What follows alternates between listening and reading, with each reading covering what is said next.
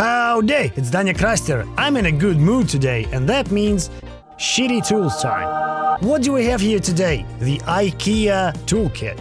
Before we begin our thorough test, well, not too thorough, more kind of brief test and my personal opinion about that toolkit, I want to say a couple of words about Ikea. Some think it sucks, some worship it. The fact is that Ikea is good in organizing manufacturing process and in ways of making things cheaper due to that process. Optimization, delivery, and so on. They have cheap stuff, tables and chairs you can buy for your flat. If you're renting like I do, you can buy that temporary furniture which will fall apart afterward. They have expensive furniture too. It's not so breakable. I've seen such stuff too. The cheapest furniture is being assembled just once. I mean, you assemble it, use it for some time, the time has come, like the pine wood chairs I have now, and they're getting pretty loose. For me, as a dude with a workshop, it's quite ridiculous. And for sure, I don't have time to make furniture myself, but with such big range from cheap to expensive furniture, what tools do they sell for about $12? In the USA, in Russia it's $7.5. Where are they on that range of cheap, expensive, bad good? Let's check it out. This kit, mint condition. Where are my cutters? Okay, what do we get for 12 bucks? First of all, the clamps you can't cut. Such little clamps, you greedy cunts. Here we have pliers, not large. The jaws are pretty meh comparing to mine, which are 3 times more expensive than all that toolkit. The cutting surface here is not sharpened, so it's impossible to cut anything with them. We have the jaws and the lower jaws with notches to wring something or pull something out with the little lever. Well, pliers. A screwdriver with different bits. One guy lately asked how the screwdrivers can differ in torque. Differ in power. What really exists? Screwdriver power, as strange as it may seem. Power is physics. Torque is also physics. Reasonably, of course, because there are dudes who have huge paws and they can grab a 3-inch pole and start to twist it. So, the bigger it is, the bigger lever you have, the bigger torque you'll have while screwing. And vice versa. When the handle is small, it's more complicated and tough to screw something. Altogether we have 1, 2, 3, 4, 5. The knob for the hammer 6, let's consider it 7, the bit kit. I'm not gonna count every bit separately because the bit kit for me is a whole. Here we have, I can't say what bit it is, and they didn't mark it. On the other side there are just some drawings of the bits. We have 2 flat ones, 1, 2, 3, 4, 5, 6 Phillips, 3 hexes, and 1 is incomprehensible for me, kind of an owl, but as pointless as my life. There are enough bits to assemble any type of Ikea furniture. 3 types of hexes, PH2, PH3 if I'm not mistaken, PH1 and PZ. Well, that's okay. We're gonna test them today and see. What should I begin with? Let's start with the pliers. But no, if we're comparing this video to our very first Shitty Tools episode, we tested the hammer at first, if I'm not mistaken. Let's keep the tradition alive and test the hammer. I hope you remember what has happened to the previous one. It withstood 1.5 nails.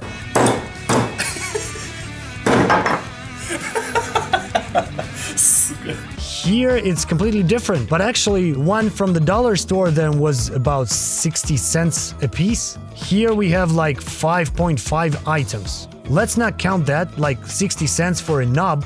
Well, in the dollar store it would be like 2.5 times cheaper. So, what does the Ikea have? Let's check out the hammer. The same as in the dollar store. Rubber-coated plastic, hollow handle, and a pretty nice milled hammerhead. The hammer has a face and a claw. Here I see a pin. Don't remember how it's called, but it keeps the head on the neck from rolling around and falling off. Let's hammer something down and see if it will withstand 1.5 nails.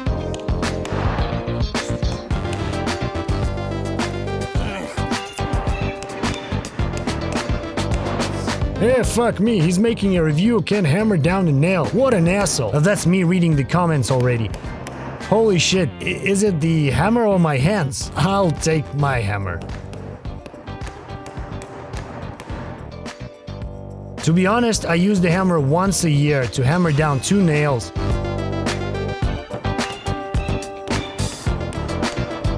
With mine, it's okay now. Let's get down to this one. Why do we need a hammer when assembling IKEA furniture? The backs of cheap items are nailed to the chipboard sides, top and bottom. The nails should be 2 times smaller than these, but I think this is a proper size nail for that hammer. For me, it's not convenient. It's also skewed too much on the sides, too much chamfer. That's why I miss the fucking nails all the time. Fucked up. What about the centering adjustment? It's okay. The head is not crooked regarding the handle. To be honest, this hammer feels a bit like a toy comparing to this one. The handle is smaller. It affects the accuracy. Or I've got hands growing out of the S. It's up to you. Don't trust the internet assholes. The second, no. The third nail I managed to hammer down. Cunt. Fuck. It's impossible. Let's try the small ones. What's gonna happen? I have a kit. That kind of nail is used to hammer down backsides of IKEA furniture. Let's hammer down small nails. Well, for small nails, that hammer is okay. If we take something longer than 20 millimeters, for me, it's not convenient at all. It's up to you. I'm sure in the comments there are people much smarter than me, like 99.9% of them. Now we move to the pliers. So let's hammer down a few nails. And we'll try to take them out of these pliers.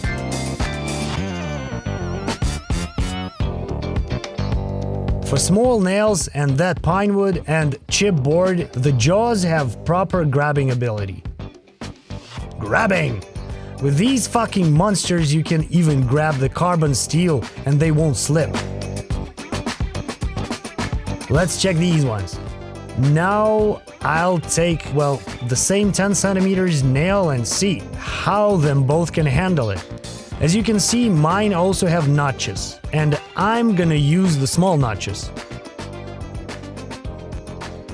It's soft, it spins here and there, LOL, but now I managed to hold it on the second try, no matter that the jaws are not sharp. For example, with mine, I can cut the nail.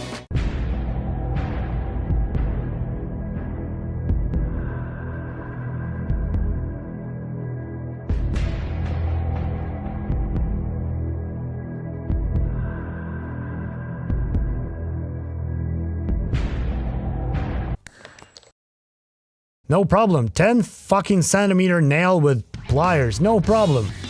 With these, I'm gonna shit myself doing this, cause first of all, the handles are smaller. Well, it's stupid to compare handles schmandles, it's just not sharp, nothing to talk about. What's the story with grabbing power and ergonomic aspects? They're fine for light stuff. If you need to pull out something tough, they won't cope. Little nails are the thing. Oh, there is even the lube coming out. Check this out. The lube is coming out at the first use. That's sweet. Well, nothing special, but they don't do it in a dollar store. Why lubing these 60-cent tools? It's cheaper than the metal bar they're made from. And about the handles. It's killing me when the handles are coming off the tool. When you use them, you don't always push them that way. That's why the rubber handle, the handle itself, should be glued properly to the body of the tool. Otherwise, they'll just come off or roll around. Here, well, you see, I can roll it with some force. On mine, I can't fucking move them. They are not round, and the plastic is covered. Here I can roll them around, be a show-off and take the handle off. When I use force, they roll around a bit, and that's definitely a problem. Not cool. Can we talk about quality when the tools cost about $1.50? At a tool shop, you'll get a wrap piece of shit for that price. Here, they actually can be used. They're a bit shitty, but for that price, you can use them. I'd say it's much better to buy Ikea toolkit than a dollar store one. You know why. Let's move to the screwdriver. First of all, nah, it didn't spin, which is good already. Sometimes that part just spins, so you can just fucking throw that screwdriver away. So we'll start with some small screws, for example these. I have a table at home with such screws, like for the table feet. And how many, like 4 times I re-screwed it. We changed it with my woman and they're fucking worn out. These screws are for one-time use. You move, assemble, and when the time has come, throw it out of the fucking window. Let's see, the bit is pH2. We'll also check out how the screwdriver works. The handle, I mean. In my first video about the dollar store, the guy gave me shit. Pretty legitimate. Well, the video was mostly a joke. The guy gave me shit for using the bits in an electrical screwdriver on a high speed. Sure, it'll fuck them up. And that's true, but not while unscrewing. Now I'll screw in a few screws and drive them out with an electrical screwdriver. And then drive them in again. And we'll see whether the bit will break while dipping the screws into the pine wood. So, on the bit, we can see a few tears. That means you might won't be able to use them after the first furniture assembly. Actually, why you might need to buy that kind of kit? If you buy a stool or some bedside table, actually you can manage without any additional tools. You might need just one and it will come with a package. This kit you might need for assembling a wardrobe, and you'll need an electric screwdriver too, preferably. Otherwise, you might shit yourself. I mean one wardrobe. If there's 2, that'll be fucked up. So we drove the screws in. Let's go hardcore with the bits. I turned it to the minimum. What I don't like about these screws, they're made out of shitty steel. They break. You want it cheap, you get it.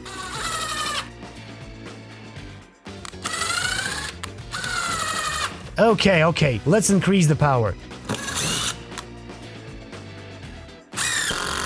Well, these bits are a single use. Maybe you'll keep them somewhere on the toilet shelf, but the point of buying them is just for a single assembling. That's what they're good for.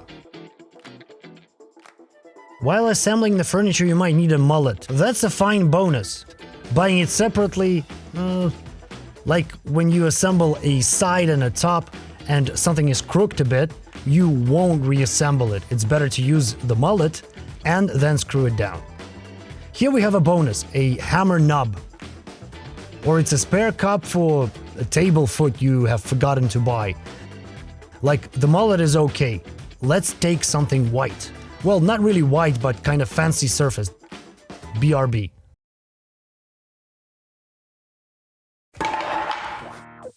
I don't have chipboard. We'll use this plywood and check it out.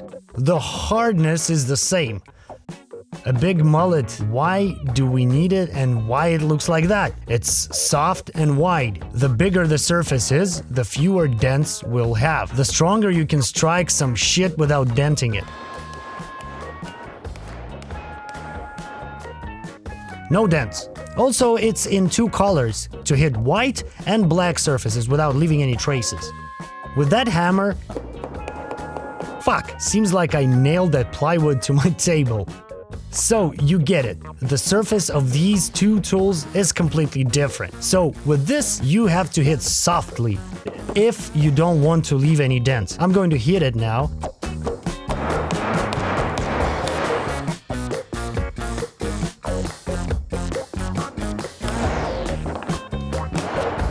The same force on both tools. This one's even heavier and this one sucks. I don't see any reason to use it as a mallet, so that knob can fuck off. It's easier to take any random piece of wood and hit through it. It won't leave any marks. The knob goes to hell. We have just the wrench left. What can I say about the wrench? I don't even remember where it can be used. Maybe to tighten a hex somewhere, although it's dumb. Maybe to tighten a table foot or something else. To be honest, I don't remember such a thing in Ikea. Well, fuck it. Let's check out the jaws. It's not too cool, not tight enough. What do you want from $1.5? It's pretty loose considering the movable jaw.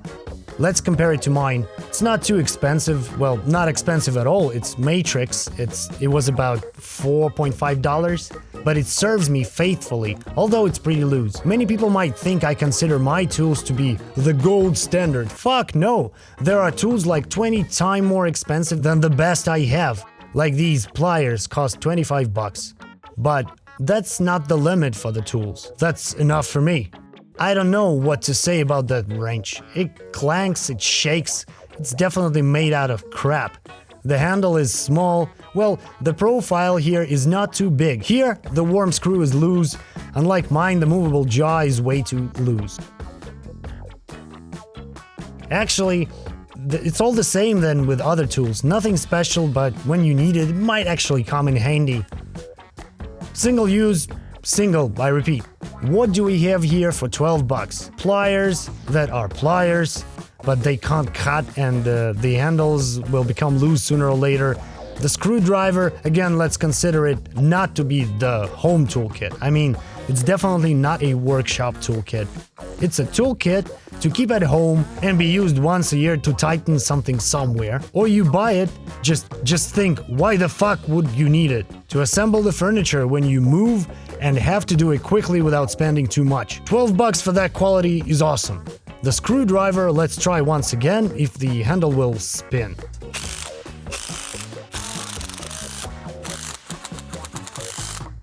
No, the handle doesn't spin. That means it can withstand the screwing. The screwdriver and the adapter. Enchante. You stay. It's okay.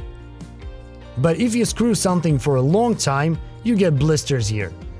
The handle is not proper ergonomically, at least for my hand. The hammer for small nails did its deed. If my hands weren't out of the ass, it might have even looked better. The only thing I didn't do, I didn't test the claw. Let's start with 20mm nails. Something like this, almost completely hammered it in. And how well it's made? Is it enough to get it? No, we have to use the pliers. I remember. They're grabby. Yeah. Again, 20mm nails, nothing else. Let's try bigger nails. This claw that takes out the nails, its range starts with 2mm. It's made that way to increase durability of such shape. Well, the hammer managed properly. The wrench, can't say something special about it. We can test it now, put some force in, and the movable jaw will get fucked up. What will we prove with that? Nothing. It's not for such shenanigans. There is no point to talk about the composition of steel also. At least let's test them with a file so I could tell you where all that crap is on the range between tempered and Type 3 steel.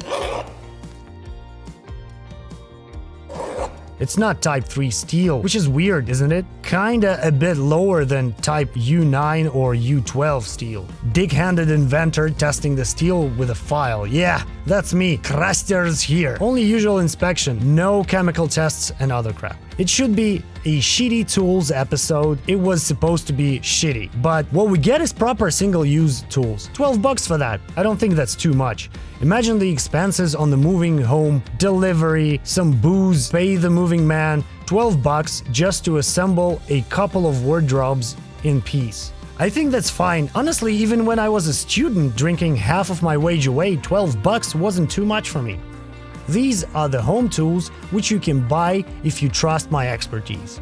Sure, there might be some production defects and other crap, but they work. Only the hammer knob, I don't know, if you want to hit someone with no traces, fuck knows, it's pointless and dumb. We have a wrench to tighten some shit, the hammer hammers down the nails, again, for the back wall, small nails. The screwdriver drives the screws. the pliers take out the nails and even hold something. So, -1 point for being single use. I want to take half of the point for the hammerhead chamfer, but I'll say that because I have shit for hands. -1/2 of a point for pliers being not sharpened. So we have 3 bisons out of 5. It's usable, I can't say anything. Even with me being a hard ass, it's usable. If you like the review, click like to that video. We'll go on. We're gonna develop together, learn the things, new tools, and find out that you should and shouldn't buy. That's how it goes. Subscribe to our channel. Was Danya Kraster. See you later. Bye-bye.